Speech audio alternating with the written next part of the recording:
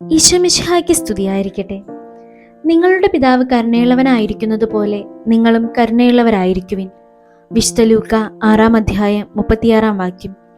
ഈ വചനം നാം എല്ലാവരും ഒത്തിരി തവണ കേട്ടിട്ടുണ്ടായിരിക്കാം. എന്നാൽ അത് ജീവിതത്തിൽ പ്രാവർത്തികമാക്കാൻ സാധിക്കാത്തവരാണ് നമ്മിൽ പലരും. തന്റെ കളിപ്പാട്ടങ്ങൾ പോലും കുഞ്ഞുനാളിലെ മറ്റുള്ളവർക്കായി നൽകിക്കൊണ്ട് ഈ വചനം തന്റെ ജീവിതമാക്കി മാറ്റിയ ഒരു വിശുദ്ധയായിരുന്നു വാഴ്ത്തപ്പെട്ട കിയാര ബദാനോ. 4-ാം വയസ്സിൽ പോലും മറ്റുള്ളവരുടെ ആവശ്യങ്ങളെക്കുറിച്ച് ചിന്തിച്ചിരുന്നുവെങ്കിൽ അതിലേറിയ പങ്കും വഹിച്ചിരുന്നത് അവളുടെ മാതാപിതാക്കൾ തന്നെയാകണം. പ്രായമായവരെയും രോഗികളെയും സന്ദർശിക്കുക, അവധി ദിവസങ്ങളിൽ പാവപ്പെട്ടവരെ വീട്ടിലേക്ക് ക്ഷണിക്കുക, ഇതൊക്കെ ആ കൊച്ചുമിടുക്കി കുഞ്ഞുനാളിലെ ശീലിച്ചു പോന്നു.